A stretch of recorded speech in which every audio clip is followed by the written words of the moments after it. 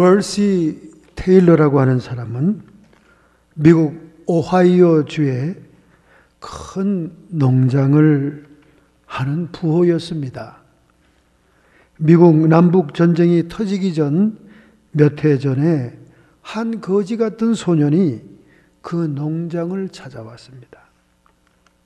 일자리를 얻기 위해 찾아왔어요. 17세 된 짐이라고 하는 이 소년은 일손이 많이 필요했던 그 농장에 당연히 한 사람의 모습으로 취직이 됐습니다. 짐은 그곳에서 3년 동안 농장 일을 보면서 얼마나 성실하게 일했던지 주인 월시 테일러의 칭찬을 받아가면서 거기에 살게 되었습니다. 그런데 이 칭찬하던 농장 주인이 드디어 화를 내기 시작했는데 그것은 자신의 고명딸 하나밖에 없는 딸이 그 머슴과 사랑한다는 사실을 알게 된 다음 분노하기 시작했습니다. 결국 그는 짐을 빈손으로 농장에서 쫓아냈습니다. 그 후 35년이 지났습니다.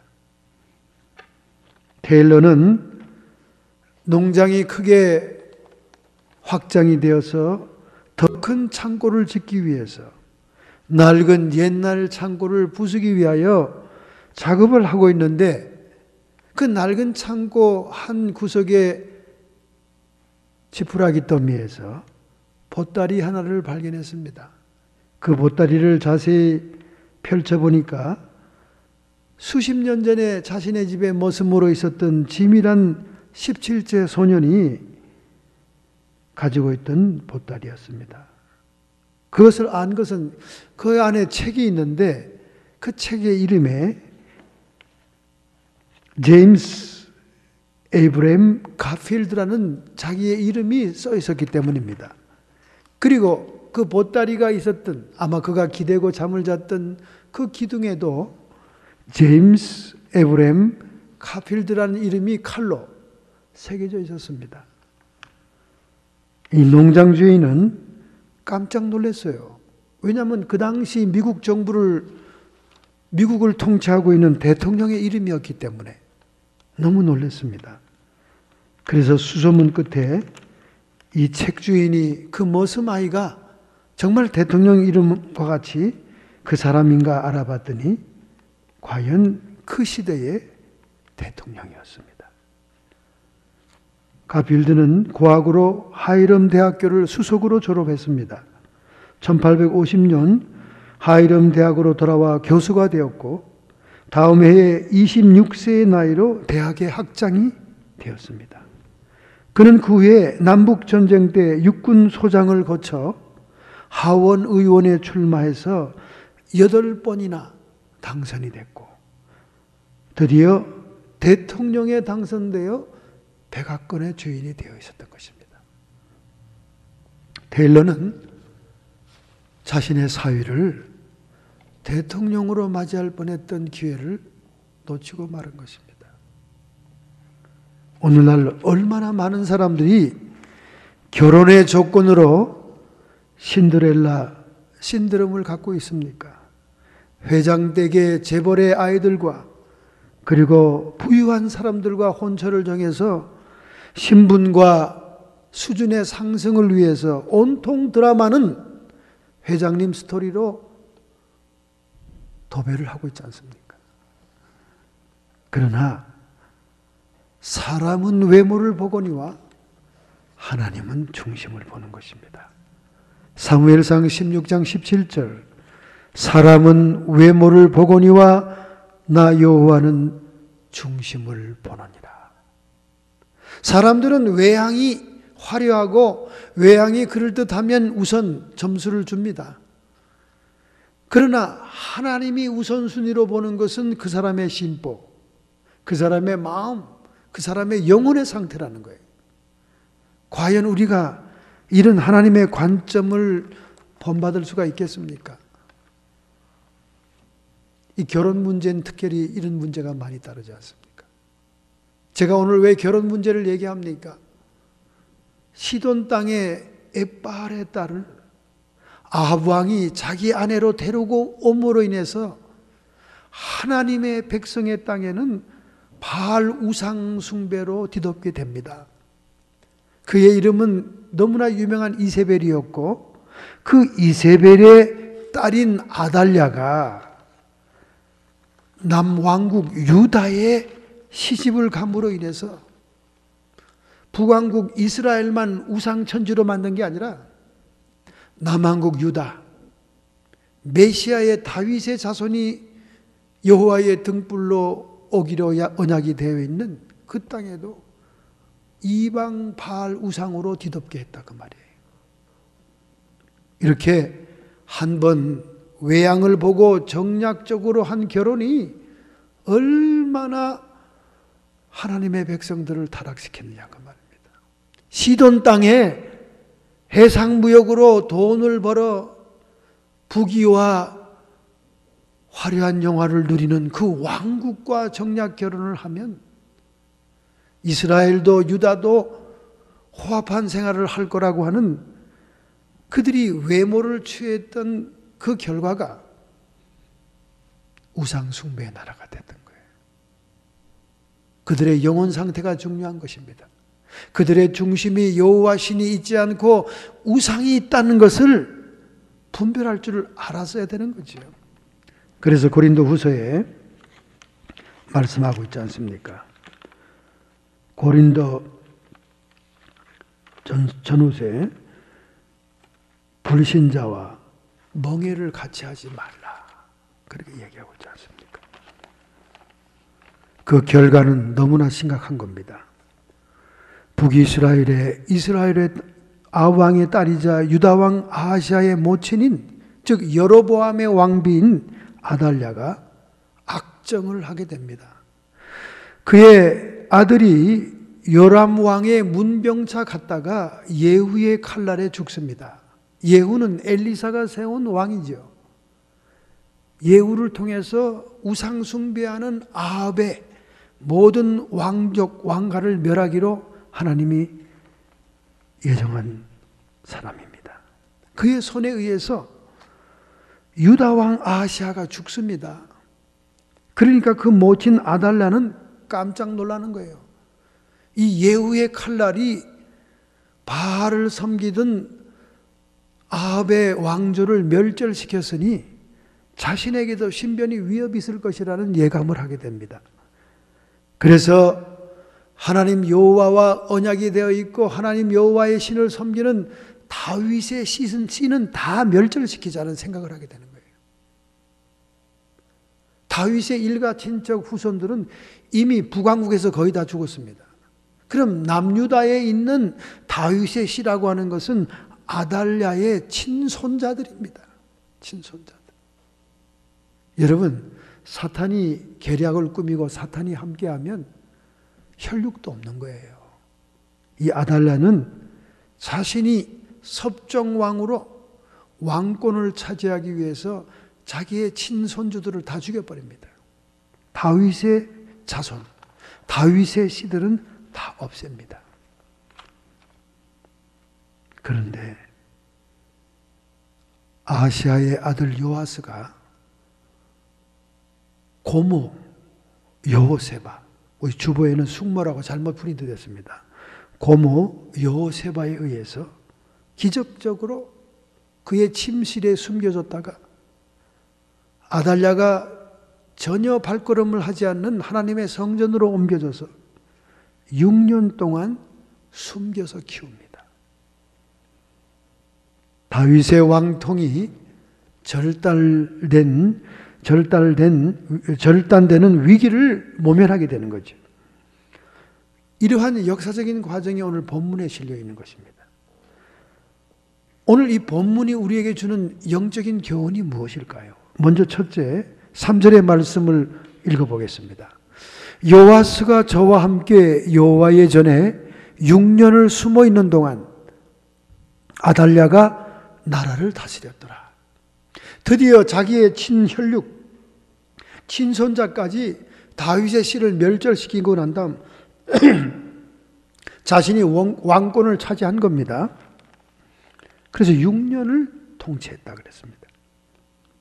이 아달랴의 악한 정치의 의미는 뭐냐? 첫째, 사탄의 괴계입니다.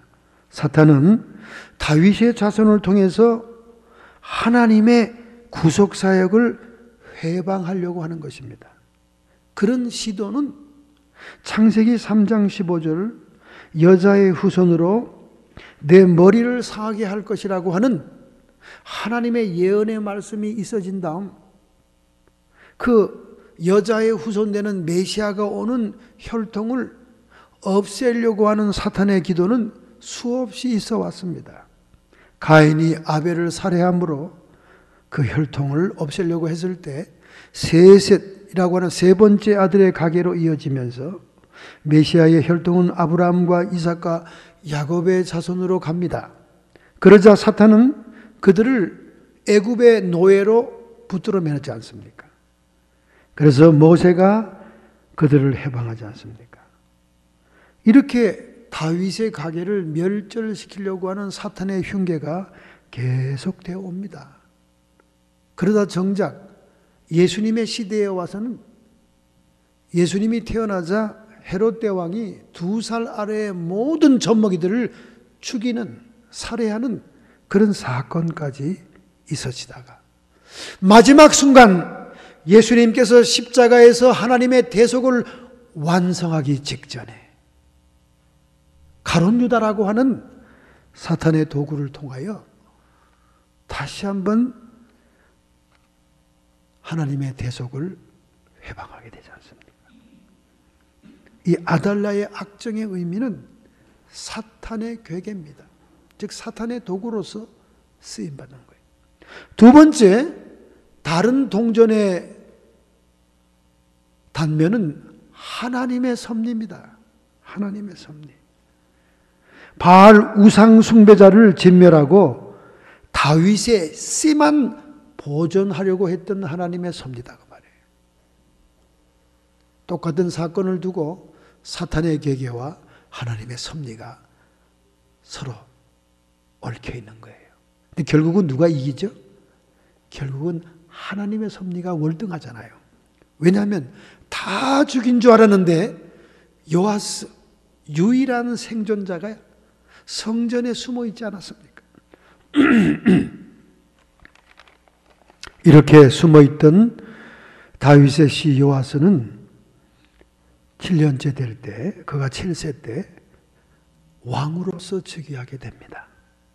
다윗의 왕권이 회복되고 여호와의 언약이 회복됩니다. 그런데 이 모든 사건들이 하나님의 성전을 중심에서 일어났습니다. 그것은 여호야다라고 하는 제사장에 의해서 옹립되는 요아스의 즉위였기 때문에 하나님의 성전 중심으로 이 사건이 전개됩니다.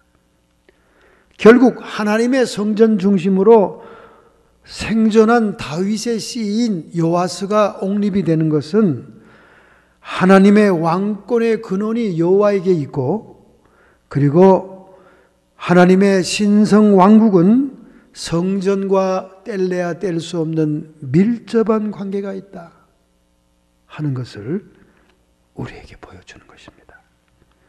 할렐루야.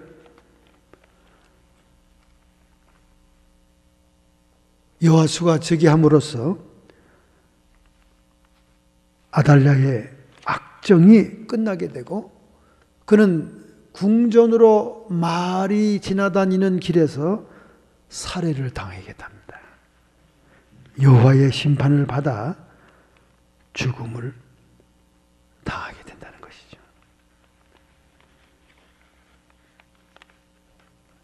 마귀의 괴계보다 하나님의 섭리가 더 탁월하다는 사실을 우리는 볼 수가 있는 것입니다. 시편 132편 17절, 주보의 인쇄는 7절로 되어 있습니다만 17절입니다. 17절. 내가 내 기름 부은 자를 위하여 등을 예비하였도다. 다윗의 후손으로 오시는 메시아에 대한 약속을 항상 하나님께서는 여호와의 등불이라고 칭했습니다. 내가 한 등불을 항상 내 앞에 둔다. 이것은 하나님의 언약에 대한 신실한 약속이 이루어지는 것을 표현하는 것입니다. 여러분, 등불이라는 건 뭡니까? 아무리 칠흑 같은 어둠이라도, 아무리 위태로운 길일지라도 그 등불이 앞서서 가면은 길을 인도하고 밝힌다는 의미가 있습니다. 결국 하나님께서는 다윗의 후손을 통해서 메시아가 오는 그 길을 지키고 보호하겠다는 의미로서 내 앞에 한 등불을 둔다.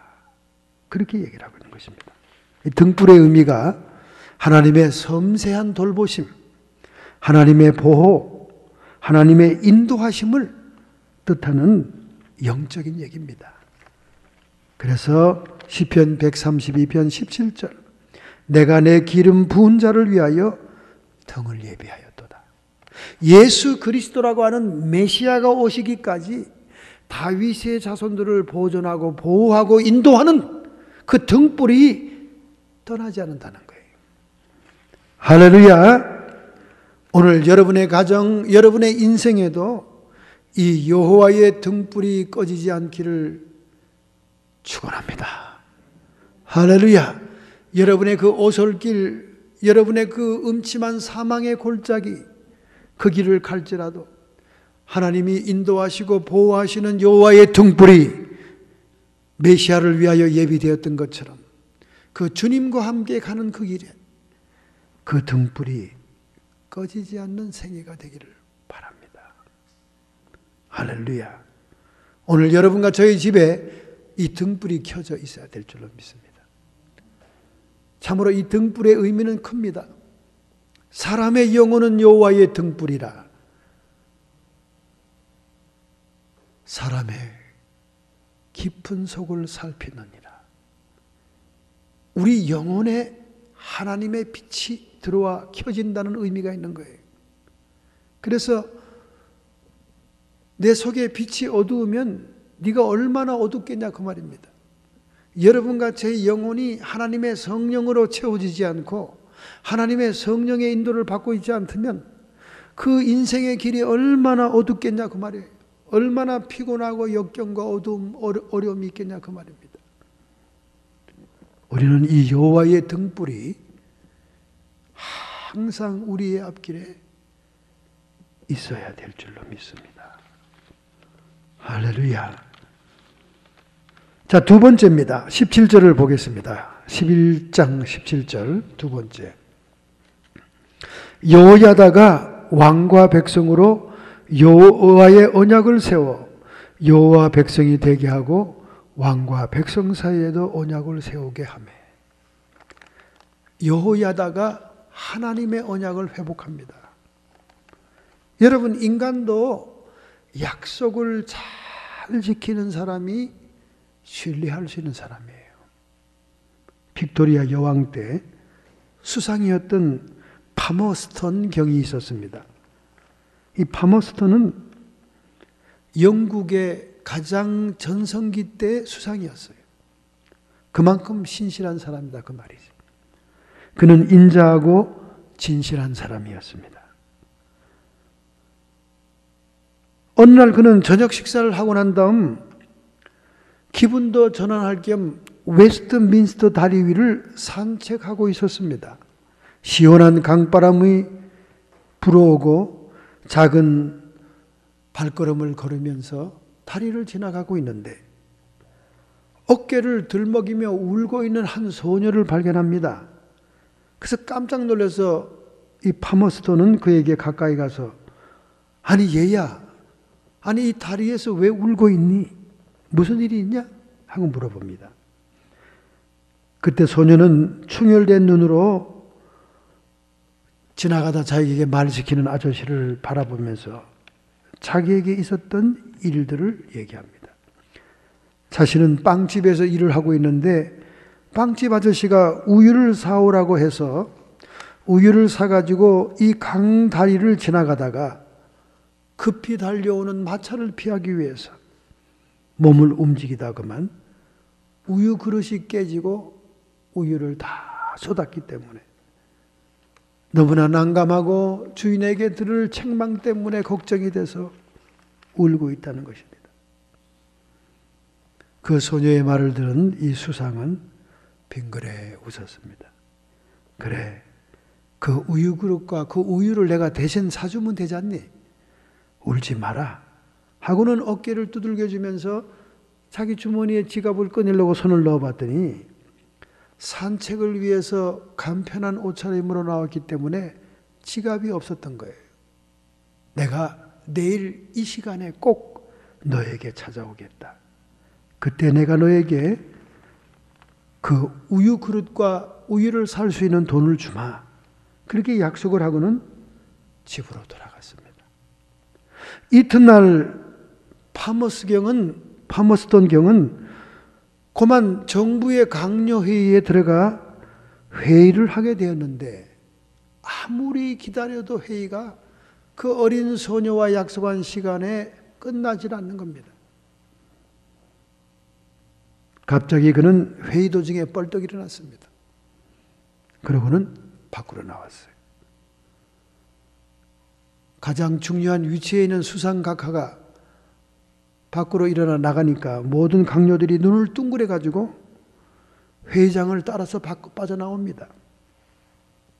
이 수상은 어제 그 소녀와 만났던 장소로 가서 그에게 돈을 주면서 우유 그릇과 우유를 다시 사가라고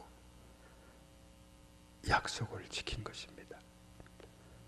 여러분, 지휘 고하를 막론하고 신분을 막론하고 지극히 적은 약속이라도 지킬 줄 아는 사람이 정말 신실한 사람이고, 그러한 자였기 때문에 믿음 좋은 빅토리아 여왕 시대의 수상이 아니었겠습니까? 인간과의 약속도 이렇게 우리가 지켜야 할진데 이스라엘 백성들은 하나님과의 언약이 얼마나 지엄합니까? 그러나 아합 가문의 이세벨 후손들로 인해서 바알 우상 숭배로 시작된 하나님과 약속이 깨어진 세월이 얼마나 됩니까? 여호야다는 요아스를 왕으로 즉위시킨 다음 가장 먼저 행한 것이 하나님과의 언약의 회복이었습니다. 일종의 종교개혁을 일으킨 겁니다. 제사장 여호야다 히브리 말의 이름의 뜻은 여호와가 아심, 그런 뜻입니다. 이름이 참 좋죠. 하나님이 그의 행하는 모든 일을 아신다, 그 말입니다. 그럼 그가 행했던 종교개혁의 내용이 뭡니까? 즉위식을 마친 백성들이 동료되어서 백성들의 손으로 그들이 우상 숭배하던 바알 신당을 회파하게 하고 바알의 사제에 맞단을 죽이도록 했습니다. 이렇게 백성들의 자발적인 헌신을 유도한 것은 역대하 23장에 보면 레위인들과 제사장들과 굉장히 소통을 많이 합니다. 그들의 의견과 의사를 개진해서 주도 면밀하게 계획을 추진했다, 그 말입니다. 거사를 하기 직전에는 군사들과의 약속을 해서 군인들의 도움을 받게 되는 겁니다. 이렇게 왕권이 회복되고 언약이 갱신되는 역사가 일어났다는 거예요. 그런데 이러한 역사가 철저히 하나님의 성전을 중심해서 이루어졌다는 것입니다. 지금 21세기에 많은 미국의 목사님들이 미국에도 역사적으로 일어났던 대각성 운동이 일어날 수 있겠는가? 몹시 궁금해합니다. 하나님이 특별한 때에 따로 정해놓으신 시기에 하나님의 부흥의 불길이 타오르는 미국 역사에 영적 대각성 운동이 있었습니다. 이 시대는 어떠할 것인가? 많은 목사님들이 예언적인 말을 내놓고 있습니다.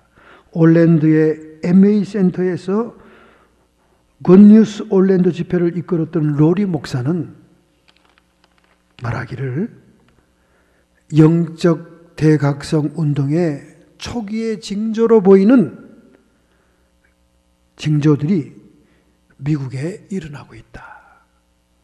미국의 대각성 운동이 일어날 때는 미국이 타락할 때다 하는 그런 얘기를 합니다. 뉴포트는 말하기를 미국의 종교 르네상스는 몇 가지의 전조가 보이는데 이제 20년 내에 더욱더 종교적인 인구인 65세 이상의 고령 인구가 2배로 늘어난다는 거예요. 미국의 65세 이상의 고령의 인구들은 젊은 사람보다 훨씬 종교적이라는 겁니다. 이런 인구가 증가함에 따라 종교적인 관심과 부흥이 도래될 수 있다. 단지 노인들뿐만 아니라 청소년 아웃리치 사역체인 예수문화의 벤 립슨은 디렉터인데 현대 청년들의 일각에서도 영적인 각성의 징조들이 나타나고 있다. 그렇게 얘기하고 있습니다. 립셔라는 이 디렉터가 말하기를 지난 여러 세기 동안 미국 사회에 몇 차례 영향을 주었던 기독교적인 열정의 흐름이 대각성 사건으로 일어날 징조를 보이고 있다. 이렇게 얘기를 하고 있습니다. 미국의 성서공회의 지난 3월달 조사에 의하면 미국인들의 77%가 도덕과 가치관이 쇠퇴했다고 얘기한다. 가장 큰 이유가 성경을 읽지 않는 것이다. 제1, 2 대각성 때의 미국 사회가 도덕적으로 쇠퇴했고 바로 그 쇠퇴와 함께 하나님은 갑자기 대각성의 부흥을 허락했다. 그렇게 얘기를 하고 있는 것입니다. 이제 미국이 대각성의 부흥의 조짐이 있다는 것입니다. 뿐만 아니라 종말론자들은 세계 단일 정부와 단일 경제 시스템 그리고 단일 종교단체가 일어나고 있기 때문에 이제 마지막 때에 부흥이 오지 않겠느냐 이렇게 예측하고 있는 것입니다. 정말 우리 미국에도 여호야다의 제사장이 주도했던 종교개혁처럼 하나님과의 언약이 회복되고 하나님의 왕권이 회복되는 놀라운 부흥이 도래되도록 우리 성도들은 기도를 해야 될 줄로 믿습니다. 이러한 회복과 갱신운동이 철저하게 성전을 중심에서 일어났다는 것이 특이한 사건인 것입니다. 다윗의 아들인 솔로몬의 성전 봉헌과 함께 마지막 때 만왕의 왕이신 예수 그리스도가 재림하시기까지 그가 참 성전의 실체로서 이미 하늘과 땅의 모든 권세를 회복해서 그의 몸된 교회에 위임을 했다는 것입니다. 마태복음 16장 19절에 내가 이 반석 위에 내 교회를 세우리니 음부의 권세가 이기지 못할 것이니라. 내가 천국의 열쇠를 내게 주리니 내가 땅에서 무엇이든지 매면 하늘에서도 매일 것이요 내가 땅에서 무엇이든지 풀면 하늘에서도 풀리리라. 여호야다의 종교개혁이 성전을 중심에서 일어났듯이 앞으로 미국의 대각성운동도 이 종말의 마지막 부흥의 불길도 천국의 열쇠를 맡겨놓은 이 몸된 교회 주님의 교회를 통해서 일어날 것이 분명하다 그 말입니다. 할렐루야. 하나님이 여러분과 저에게 천국의 열쇠를 맡기신 것을 감사합시다. 이 열쇠를 움직일 수 있는 권세를 우리에게 위임했음을 찬양합시다. 너희가 땅에서 무엇인지 매면 하늘에서도 맬 것이요 너희가 땅에서 무엇이든지 풀면 하늘에서도 풀리리라. 이 놀라운 영적인 권세를 하나님이 우리에게 맡기셨기 때문에 우리는 엄청난 특권을 가지고 있는 줄로 믿습니다. 할렐루야. 이 모든 권세를 활용해야 될 줄로 믿습니다. 그런데 마지막 순간까지 예수님의 대속 사건을 회봉하는 가룟 유다가 나오지 않습니까, 여러분? 이 가룟 유다에 대한 우리가 확실한 정리가 필요한 거예요. 확실한 정리. 왜 가룟 유다는 사탄의 괴계의 도구가 되었을까? 여러분, 가룟 유다의 헬라어 이름이 뭐냐면요, 이스카리오테스란 말 히브리의 유래는 강하다, 남자같이 행동한다, 그런 뜻이 있습니다. 이슈라고 하는 도시인 기르야 합성어로서 강한 성 같은 남자, 또 다른 의미로는 자객이나 비적이라는 관계가 있는 지명입니다. 즉 가롯은 긍정적인 입장에서는 남자같이 강한 사람입니다. 부정적인 입장에서는 강한 도적을 뜻하는 이름입니다. 그러나 그가 신앙적인 입장에서는 의지가 굳은 사람이 아니었어요. 그는 주님의 연보를 훔쳐가는 도적이었습니다. 요한복음 12장 6절에 그가 헌금을 훔쳐간다, 그렇게 얘기를 했습니다. 왜 가룟 유다는 마지막 순간까지 사탄의 도구가 되었을까? 그는 예수님을 주님으로 고백하지 않았기 때문에 그럽니다. 예수님을 하나님으로, 예수님을 메시아로 고백하지 않았습니다. 다만 그는 예수님을 랍비, 그냥 선생으로, 율법 교사로만 호칭을 했던 것입니다. 본래 주님, 하나님을 뜻하는 주, 큐리오스, 이것은 히브리 말로 아도나이, 하나님을 상징하는데 그는 예배의 대상, 신앙의 대상으로 주님을 생각하지 않았습니다. 그러나 성경 히브리서 12장 2절에 믿음의 주여 온전케 하시는 이인 예수를 바라보자. 예수를 우리는 메시아로, 나의 하나님으로 고백하며 그를 찬양하고 기뻐하고 감사할 때 하나님의 섭리의 도구가 될 수 있습니다. 사탄의 괴계의 도구가 되지 않을 수 있습니다. 할렐루야. 두 번째입니다.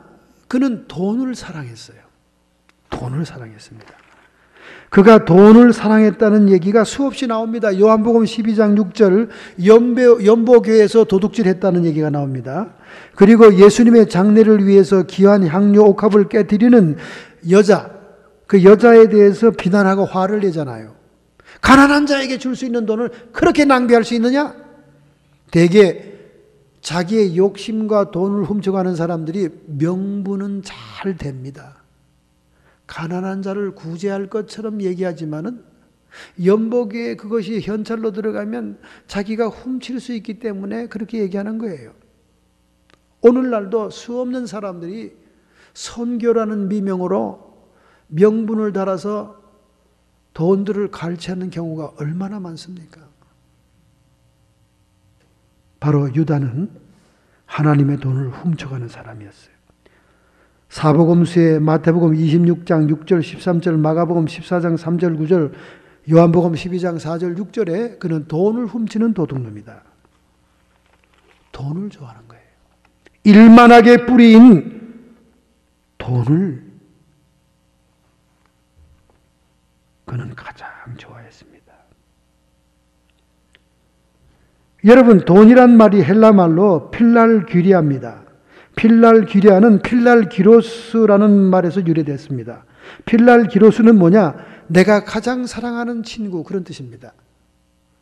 내가 가장 사랑하는 친구로서 돈을 좋아한다, 그 말이죠. 여러분, 우리가 오늘 본문에서도 아달랴가 바알 우상 숭배를 위하여 다윗의 씨를 진멸하지 않습니까? 도대체 우상숭배의 정체가 뭐길래, 우상숭배가 뭐길래 그토록 하나님의 백성들이 집착하게 되는가? 여러분, 우상숭배는 우상이라고 보이는 형상으로 신을 섬기지만은 우상숭배의 근본은 자기를 섬기는 거예요. 자기 욕심을 섬기는 겁니다. 자기가 우상이 된 거예요. 골로새서 3장 5절에 말씀합니다. 탐심이 우상숭배니라. 탐심이 우상숭배라고 하는 성경의 정의대로라면 오늘 여러분과 저는 정말 우상숭배에서 벗어나기 힘듭니다. 우리가 구약시대에 이스라엘 백성들을 한심하다, 참 답답하다, 어쩌다가 여호와의 신을 섬기지 못하고 그렇게 기사와 이적과 하나님의 약속이 있건만 저렇게 이방 바알신을 섬기는가, 그들을 욕할 게 아니라니까요. 오늘 여러분과 저를 책망해야 된다니까요. 우상숭배는 우리의 욕심을 채우고자 하는 탐심이 우상숭배라는 거예요. 교회 나와서도 욕심이 많아서 우리 자식 누구를 위해서 기도해 주십시오, 우리 사업체를 위해 기도해 주십시오, 이렇게 욕심을 부려서 기도해 준 인간 순서로 교회를 나가는구만요. 기도 응답만 받으면. 그러니까 하나님이 예배 대상이 아닌 거예요. 가룟 유다처럼 돈이 우상인 거예요. 돈이. 자기 욕심이 채워지니까 떠난다 그 말이에요. 목사는 죽잡고나 기도했습니다, 여러분. 기도 부탁받으면 그 기도가 얼마나 힘든지 아십니까, 여러분? 제가 실제로 집회나 부흥에서 하나님의 은사를 통해서 영적인 심도 있는 기도를 해주면요, 그날 저녁에는 뻗어요. 내 진액이 속에서 다 빠져나갑니다. 말은 조그맣게 얘기하죠. 귀신이 떠나가라. 그리고 하나님의 성령의 말씀도 방언으로, 통변으로, 예언의 말씀으로 조용하게 얘기합니다. 크게 하지도 않아요. 그렇지만 조용하게 얘기하는 그 뒷받침하는 영적인 파워는 진액을 뽑아내기 때문에, 제가 응급실에 갔지 않습니까? 그 많은 사람들이 기도를 부탁해서 기도하다 보니까 얼마나 힘든지. 한국에서도 수천 명 안수기도해줘도 응급실에 안 갔습니다. 욕심쟁이들 진짜.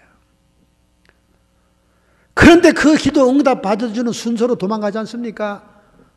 뒤도 안 쳐다보고 사업체를 위해서 기도, 사업체 잘 돼. 어쨌든 큰 교회들은 영업이 되는 거예요. 어쨌든 큰 교회들은 영업이 됩니다. 가만히 있어도 영업이 되는 게 큰 교회라니까. 가룟 유다가 돈을 사랑했습니다. 그래서 마귀의 도구가 된 거예요. 유다는 돈의 친구, 돈을 가장 사랑하는 자, 탐욕스러운 자였기 때문에 그는 마귀의 도구가 됐습니다. 그 당시에 종교 지도자와 바리새인들도 돈을 좋아한다고 얘기합니다. 누가복음 16장 14절, 바리새인들은 돈을 좋아하는 자이었더라. 이렇게 성경에 나옵니다. 가장 열심히 하나님을 섬기고 길거리에서 나팔을 불며 구제하고 기도하고 사람들 앞에서는 가장 신앙적인 인물인 것처럼 경건한 모습을 드러내며 명분을 세우던 그들이 실상 속은 돈을 좋아하는 자였더라. 이렇게 성경이 기록하고 있다고 말해요. 탐심이 우상숭배. 오늘 여러분들이 교회 나와 앉아 있지만은 하나님을 진정히 예배하고 영광 돌리기 위해 나온 게 아니라 내 욕심을 하나님의 전능한 힘으로 채울 마음으로 와 있다면 우상숭배하고 있는 거라니까. 여러분 자신이 하나님이라니까요.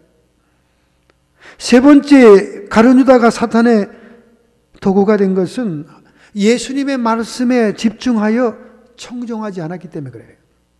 예수님 말씀을 건성건성 들어서 그래요. 예수님 말씀, 진리의 말씀을 정말 가슴에 적시면서 들으면 사람이 변화됩니다. 30년, 40년 다니면요, 기독교에 대한 지식은 충분히 알 만큼 알아요. 그런데 지식이 필요 없다는 게 아니라 지식이 생명이 안 될 때 문제가 된다 그 말입니다. 지식이 생명이 안 될 때.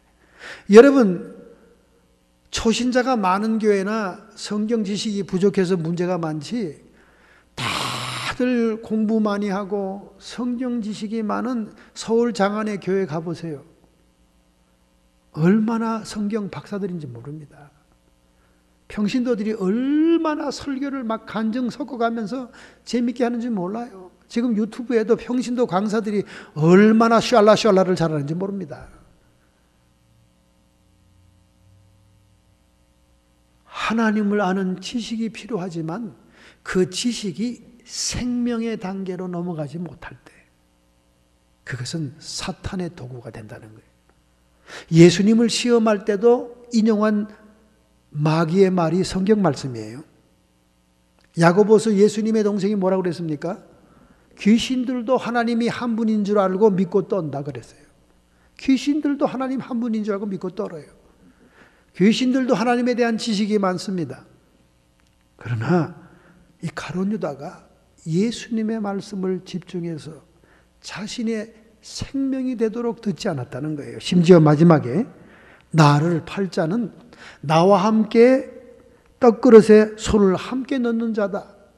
그렇게 분명히 정답을 얘기했건만 곧이어서 가룟 유다와 같이 떡그릇에 같이 손을 넣잖아요. 자기가 아니라고 위장하고 싶으면 그렇게 했겠어요? 예수님의 말씀을 한 귀로 듣고 한 귀로 흘르는 집중하지 않았다는 증거입니다. 결국 그는 예수님을 은 30전에 팔았고 그는 자살해서 자살할 때 그 목에 걸린 줄이 끊어져 떨어져서 몸에서 창자가 터져나와 그가 죽은 그 피밭을 아겔다마라고 하면서 나그네의 무덤이 되는 저주받은 무덤의 토지가 되고 말았지 않습니까? 처음부터 유다가 배신할 것을 주님은 알았습니다. 누가복음 22장 22절, 요한복음 19장 30절에 그 중에 하나도 멸망치 않고 오직 멸망의 자식뿐이오니 이는 성경을 응하게 함입니다. 멸망의 자식이 있다는 것. 왜 그렇습니까? 자기 욕심, 자기 탐심, 자기를 섬기는 우상 숭배 때문에 사탄의 도구가 됐다는 거예요. 여러분, 오늘 종교개혁은 이스라엘 그 시간 그때에만 필요한 것이 아닙니다. 여호야다의 종교개혁은 오늘 이 시간 하나님을 예배하겠다고 나온 사람들에게 필요한 거예요. 얼마나 장로님들이 주일날 아침에 엄숙한 목소리로 거룩한 기도를 합니까? 만세전에 택정함을 입어 천국 백성이 되었사오니. 만세전에 자기가 택정함을 입어 천국 백성이 됐다는 거 아닙니까? 왜 만세전부터 택정함을 입어 지옥의 자식이 됐다는 생각은 못합니까? 만세전부터 택정함을 입어 천국 백성이 됐다는데 뭐 세상 사람보다 더 욕심이 많고 소자와 약자들의 눈물을 빼면서 종교개혁은 오늘 이 성소로부터 일어나야 됩니다. 평신도들에게만 문제가 있는 게 아니에요. 평신도들에게. 미국서 같은 가까운 동네에서 목회를 하던 동기동창 목사가 있었습니다. 한 목사는 지금도 미국에서 소꿉장난 같은 목회를 하고 있어요. 그냥 전도해서 기도해줘서 잘 되면 또 빠져나가고 물 흐르듯이 신자가 빠져나가니까 맨날 소꿉장난 같은 구멍가게 교회를 하고 있습니다. 그런데 비슷한 동네에서 같이 목회하던 동기동창은 박사학위를 받더니 그냥 뽑혀서 한국에 3,000명 되는 교회로 부임을 했습니다. 목사의 팔자를 얘기하면 신세가 달라진 거죠. 신세가. 오래간만에 미국에 있던 목사가 한국에 세미나를 참석해서 동창 친구 목사가 어떻게 지났는가 궁금하기도 해서 이리저리 연락을 했는데 계속 전화가 돌아가는데 부속실에 전화가 가서 부속실에 비서와 통화하시려면 1번을 누르시고 그런 통화만 나오니까 내가 이거 교회 잘못 전화했나 하다가 이제 마지막 미국 들어올 며칠 남겨놓고는 그래도 마지막 끝까지 한번 전화해보자 했더니 1번을 누르니까 비서가 나오더라는 거예요. 그래서 간신히 통화가 돼가지고 부속실장에게 스케줄을 넣으라고 그러더래요. 그래서 부속실장에 스케줄을 넣으니까 얼마 있다가 자기 동창한테 연락이 왔더라는 거예요. 그 동창이 오 반가워 우리 식사나 하지. 그래서 식사하기로 만나기로 했는데 자기가 차를 보내주겠다 그러는 거예요. 그래서 자기가 있는 숙소에 그 교회 부목사 자가용이 쫙 왔어요. 그래서 부목사와 같이 차를 타고 식사 회동이 이루어졌습니다. 그런데 숙소에 있는 호텔에서 식사하려고 했더니 그 동창이 그 호텔 식사는 너무 초라하니까 내가 잘 가는 유명 호텔로 가자. 르네상스 호텔이나 그런 데겠죠. 그래서 거기서 뷔페를 이제 먹게 되었습니다. 먼저 부목사 차를 타고 와서 앉아 있으니까 뷔페 창문으로 탁 차가 하나 들어오는데 막 재벌 회장님들이 차는 그냥 까만 세단이 하나 쫙 들어오더라는 거예요. 거기서 그냥 동창 목사가 탁 내리는데 이건 완전히 그냥 미국서 있던 그 모습이 아니더라는 거예요. 완전히 아주 스타 같은 모습으로 탁 내리더라는 거예요. 그러더니 그 옆에 또 한 사람이 따라오더래. 등치가 좋은 보디가드 같은 사람, 경호 담당 겸용 비서 하나가 따라오고, 그 다음에 또 운전기사가 차를 또 빼서 다 호텔 주차장으로 끌고 가더라는 거예요. 그 식사 기도가 끝나고 이것저것 얘기하면서 밥을 먹는데 계속 이 친구 목사는 자기 교회 목회 자랑을 하더라는 거예요. 내가 2년 동안 부임한 동안 성도 수가 2,000명이 더 늘어서 지금 5,000명이 됐다고 그러더라는 거예요. 자기가 이렇게 교회를 부흥시키다 보니까 당회장 목사에게 엄청난 재정 투자를 하고 있다고 자랑을 하는 거예요. 성도들이 개인적으로 쓰라고 주는 용돈도 어마어마하고 또 호화스러운 아파트 빌라 단지에 살고 있고 또 5,000명이 넘어가다 보니까 웅장한 교회를 짓기 위해서 지금 준비하고 있다고 자랑을 하더라는 거예요. 그리고 자기 교회에서 해외 선교사를 몇 명을 파송했고 자기가 유명 정치인들 누구와 교제가 있고 이렇게 자랑을 해대는데 미국서 소꿉장난처럼 목회하는 이 동기 목사가 점점 기가 죽고 소리가 기어 들어가고 밥맛도 떨어지고 그러더래요. 그렇게 자랑하는 자기 친구 목사 얘기를 듣고 있다 보니까 자기 속에서 이런 소리가 들리대요. 너는 미국에서 소꿉장난 목회를 하고 있지? 그런 소리가 자꾸 들리는 거예요. 솔직히 그는 질투심과 열등의식으로 몸을 어쩔 수가 없었답니다. 그러나 그냥 헤어져서는 안 되겠다 생각이 들더래요. 내가 보니 한국 교회는 참 대단하네. 하지만 너는 아무래도 목회의 초심을 잃은 것 같아. 그렇게 따끔한 얘기를 하니까 그 동기 목사가 웃으면서 그래 나도 미국에서는 머슴 목회를 했지. 그런데 한국에서는 머슴 목회는 안 통해. 내가 하나님의 머슴이지 신자들의 머슴은 아니잖아. 한국에서는 황제 목회를 해야 그것이 통해. 그것이 교회 부흥되는 길이야. 끝까지 자기 자랑을 하더라는 거예요. 좀 멀리 떨어진 식사 자리에 수행한 부목사, 자기를 안내한 부목사, 운전기사 세 사람이 따로 그 음식을 먹고 있더라는 거예요. 한 사람이 친구를, 그것도 배꼽 친구와 같은 친구를 만나러 왔는데 수행한 사람이 세 사람이 따로 식사를 하고 있더라는 거예요. 그래서 그 호텔의 거대한 창 너머 멀리 보이는 산을 쳐다보면서 눈물이 나더라는 거예요. 그래서 그렇게 생각했다는 거예요. 가시면류관을 쓰신 예수님이 과연 우리 사이에 대화에 낄 수 있겠느냐?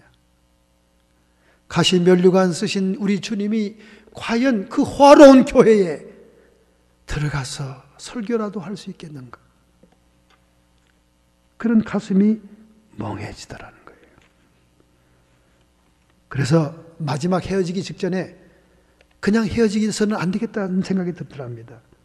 그래, 이 한국 교회들이 겉으로는 전성시대 같지만은 이제 하나님께서 촛대를 옮기는 전멸시대가 올 거야.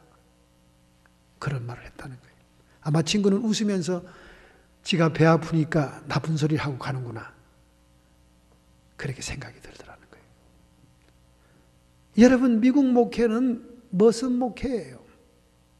그러나 한국 목회는 교인 2,000명만 넘어도 황제 목회입니다.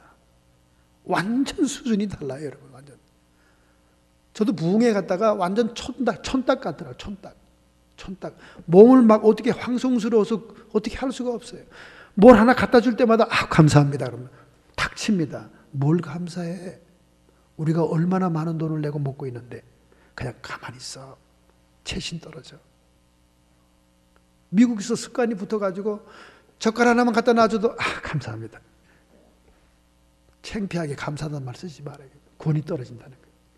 한국에서는 인상을 쓰는 만큼 높은 사람이고, 한국에서는 반말을 하는 만큼 권위가 있고.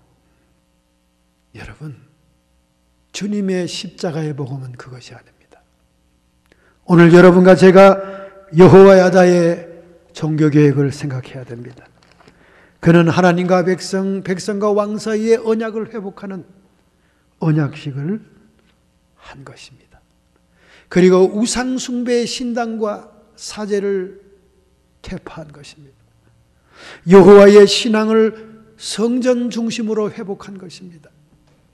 오늘 여러분과 제가 제 아무리 세상에서 이름이 날리고 부유하고 사치하고 너무나 당당한 인생을 산다 할지라도 하나님의 교회를 멸시하고 무시하고 짓밟고 하나님의 전을 멸시한다면 하늘과 땅의 권세를 회복하신 예수 그리스도의 영광을 보지 못할 것입니다. 우리 오늘을 결단해야 됩니다. 천국의 열쇠는 이 하나님의 몸된 교회에 맡기셨다는 걸 기억해야 됩니다. 너희가 이전에 와서 기도하고 이전에 와서 부르짖는 그 기도를 우리 하나님이 들으신다고 말씀하고 있습니다. 제 아무리 화려하고 외모가 찬란한 목회를 한다 할지라도 우리 하나님이 그 촛대를 옮기면 끝인 것입니다. 사람은 외모를 보거니와 나 여호와는 중심을 보느니라.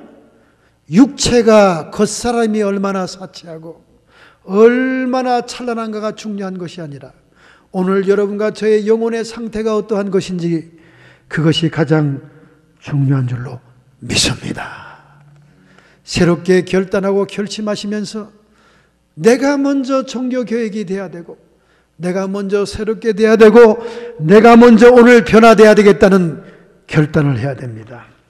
가룟 유다처럼 예수님의 제자로 부름을 받았다가 우리 주님을 주님으로 부르지 않고 그리고 하나님보다 돈을 더 사랑하고 하나님의 말씀을 집중하지 않고 지식으로만 듣는다면 그것이 생명이 되지 못한다면 여호야다의 종교계획처럼 새롭게 언약을 갱신하고 회복시켜야 될 줄로 믿습니다. 오늘 이 시간 결단하고 결심하는 마음으로 여러분의 가슴에 손을 얹고 십자가에서 피 흘리시고 가시관에서 피 흘리신 주님, 인간의 저주를 사하기 위해서 빌라도의 뜰락에서 겟세마네의 동산에서 피 흘리신 주님, 그 주님의 보혈을 의지해야 될 줄로 믿습니다.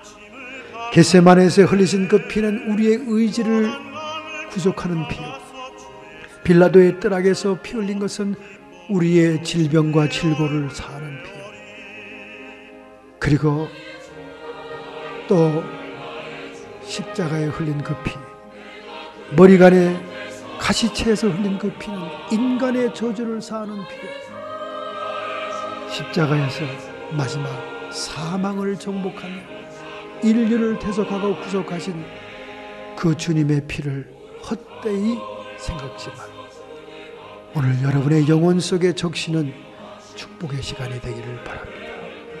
하나님 아버지, 우리의 부족과 우리의 답답함을 용서해 주시옵소서.